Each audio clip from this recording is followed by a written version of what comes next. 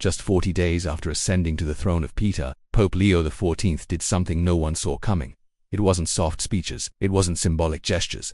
It was direct, decisive action that echoed like thunder throughout the church. He didn't ask for permission. He didn't consult committees. He simply acted, and what he did in those first days didn't just rattle cages. It shook the very foundation. It left the faithful stunned. It made critics grind their teeth. And it held up a mirror to the church, a mirror it had avoided for decades. These are the 10 decisions that marked the start of a new era. An era without masks, without applause, without turning back. If you're watching this video right now, it's no coincidence. Maybe you came out of curiosity, maybe out of outrage, or maybe, and only your heart knows, because something inside you needs to change too. Before we go any further, drop in the comments where you're watching from. It's more than geography, it's communion, a reminder that, even scattered across the world, something unites us now. Take a deep breath, because what happened on a quiet Wednesday morning, June 12, 2025, changed everything. At 6:40 a.m., he signed the document with a firmness that left no room for doubt. No diplomatic phrases. No attempts to please, just a blunt statement. Without any frills, the blessings of unions between people of the same sex are not, and can never be, part of the Catholic liturgy. There was no press conference. No prior warning, just 4 words said to his secretary, publish immediately. By 7 a.m. the text was live on the official Vatican website, and within minutes the Catholic world was in shock. News anchors fell silent mid-broadcast. Social media platforms exploded with debates. Activist groups reacted with fury. Some called the document a step backward. Others called it spiritual violence. But inside the Vatican walls, the atmosphere was different. There was clarity. Because Leo XIV wasn't trying to be modern. He was trying to be true.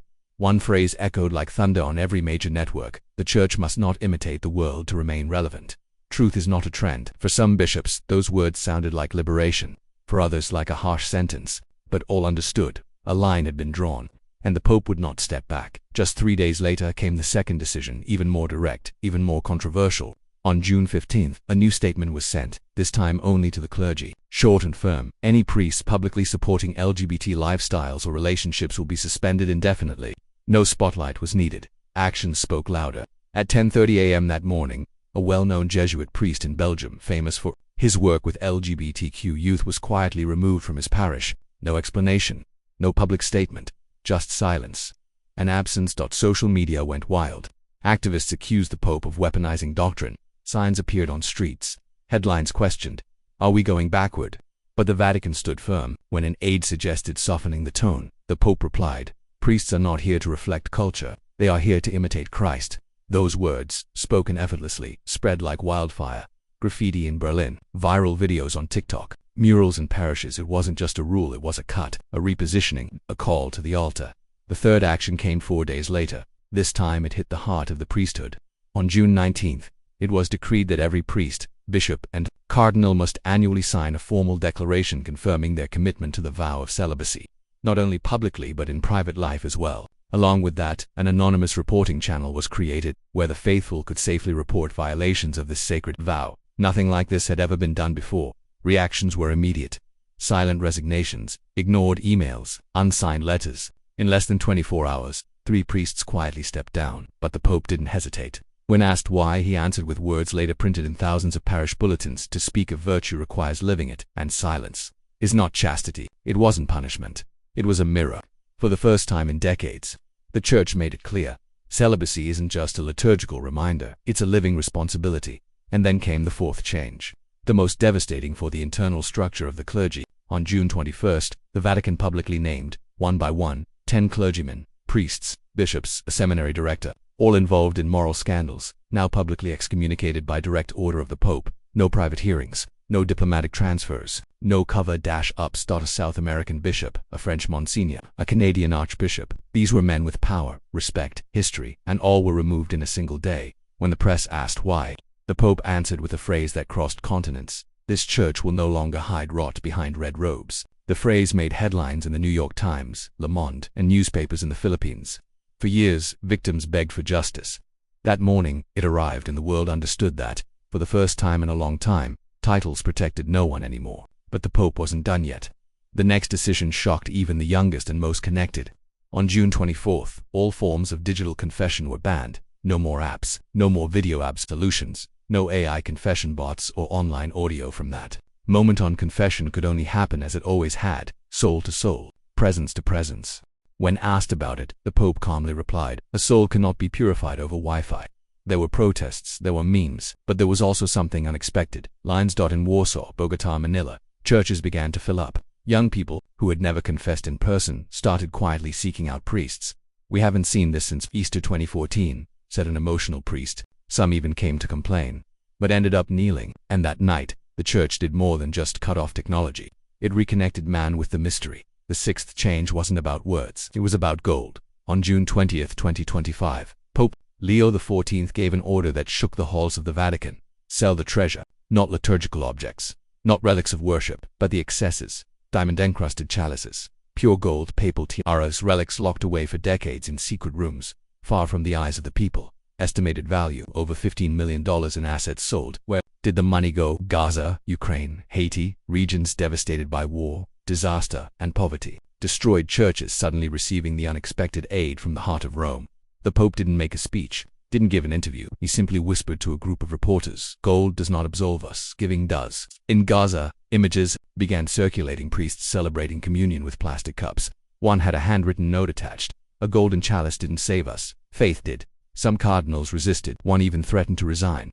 But Leo XIV stood firm, because, on that June 20th, the church didn't just sell jewels, it returned to the cross what never belonged on the throne. And then came the seventh act. This time the impact was personal and public. On June 26th, Pope Leo XIV decreed no clergyman may live in luxury, plain and simple. If a priest, bishop, or cardinal owned mansions, luxury cars, vacation homes, they had to sell them immediately or lose their position. Some thought it would be just another symbolic rule, but that very night, videos started to surface. A black Mercedes-Benz being towed from the Vatican garage, a bishop in Spain walking to a train station, carrying a suitcase and a rosary, a cardinal in Brazil seen getting off a city bus. No bodyguards, no fancy clothes, it was real. It was happening.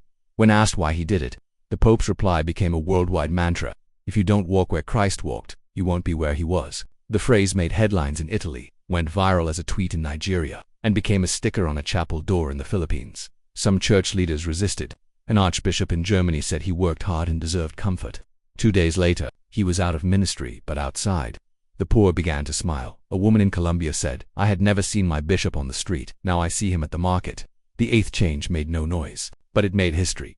On June 28, 2025, Pope Leo XIV granted Catholic women full voting rights in Vatican Senate. They would no longer be just listeners. Now they could debate, decide, and shape. Nuns, laywomen, theologians, women who had always served silently now had a legitimate voice. No spotlights, no ceremony, just a quietly published document on the Vatican website and distributed to bishops.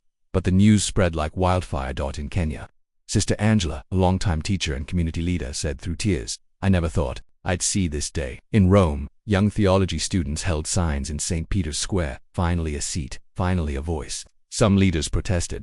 One cardinal warned it would confuse doctrine. But the Pope didn't respond with complex theology. He simply whispered, "Mary gave birth to the Word. Who are we to silence her daughters?" That line crossed oceans. It was printed in church bulletins across South America, and at night appeared in Canadian newspapers. The Pope did not ordain women. He did not break tradition. But he opened a door that had been locked for centuries, and made clear, the future of the church has a female voice too. The ninth change was the most ambiguous. On June 27th, the Pope stepped out onto the Vatican balcony for a rare public statement. The crowd expected something stern, but what came was different. Careful, deep. He looked at the crowd and said, "Every soul belongs to the church, but repentance must walk alongside welcome." With that phrase, the message was clear. LGBTQ Catholics were invited back to Mass, back to prayer, to sit in the pews, even the front row, if they wished. But with clear limits. They could not preach from the pulpit. They would not lead ministries. Their unions would not be blessed as marriage. Some responded with relief, others with pain. "It feels like a step forward, but still just a half-open door," said a young man in New York and Argentina. Another said, "I still don't agree with everything, but today, I felt seen." Some priests refused to read the message. They were replaced. But the Pope did not argue. He did not remove the cross to open the door, only gently pushed it, and empty churches began to welcome souls who had wandered without a home for years. The 10th and final action was silent. So silent, many didn't notice at first. Since his election day, May 8, 2025, Pope Leo XIV never wore the fisherman's ring, the golden ring that symbolizes the authority of St. Peter. Some thought it was delay, others ceremony, but days passed, weeks passed, and he never put it on. Finally, on June 17th, a reporter asked, "Your Holiness, why is the ring still not on your finger?" The Pope didn't defend himself, he didn't explain. He just whispered, "Until holiness surpasses politics, I will carry only the wounds of the Church." The room fell silent. A bishop wept. That night, the Vatican released only one photo. The ring, still on the altar. Not in a box, not in a safe, just waiting. From the very first day of his pontificate, Pope Leo XIV defied every expectation. He didn't come to follow the comfortable script so many anticipated. He didn't come to please crowds or seek easy applause. He came to shake the foundations of a church that, at times, seemed stuck in the past and able to boldly face the future. Every decision, every decree had a greater purpose: to renew the soul of the church, not with empty words, but with concrete actions. He exposed the decay that many tried to hide, restored dignity to the marginalized, returned simplicity to the priesthood, and brought hope to those who had long lost their faith. But perhaps Pope Leo XIV's most powerful gesture wasn't a law, a rule, or a document. It was silence, the silence of a man who chose to carry the wounds of the church instead of adorning them with gold and power. That silence shouted louder than any speech. It was a call to all of us, the faithful, the leaders, every soul seeking meaning amid the chaos. A reminder that true authority is not found in symbols or titles, but in a sincere commitment to truth, humility, and love. And it is precisely in that space between firm decisions and reverent silence that a new hope is born. A church that does not fear change, that does not shy away from confrontation, but seeks above all true holiness, the kind that transforms hearts and changes the world. Pope Leo XIV did not come to be popular. He came to be faithful, faithful to the mission entrusted to him, faithful to the teachings that have sustained the church for centuries, faithful to those who long for real change, not a superficial makeover, but a deep, painful, and necessary renewal. His actions sparked shock, anger, doubt, and hope. Some applauded him, others condemned him, but no one could ignore what he did. Because Pope Leo XIV did not bow to the pressures of the world, he chose to walk against the current for a church unafraid to be genuine, transparent, and humble. And while the fisherman's ring waits silently on the altar, its absence speaks louder than any words. A sign that true authority will only come when holiness surpasses politics, when power is exercised with service and sacrifice, and when faith is a home for everyone, not just for those who feel comfortable. This is the story of Pope Leo XIV, a man who took up the cross, dropped the applause, and chose to purify the house. Now it's up to us to decide to join this journey of courage and faith, or be left behind. If this story touched your heart, please share it, leave a comment below. Leave a comment below us where you're watching from and what these changes mean to you. Don't forget to subscribe for more stories. The world should never have forgotten. Because, in the end, what truly matters is the fire burning within the church and within each one of us.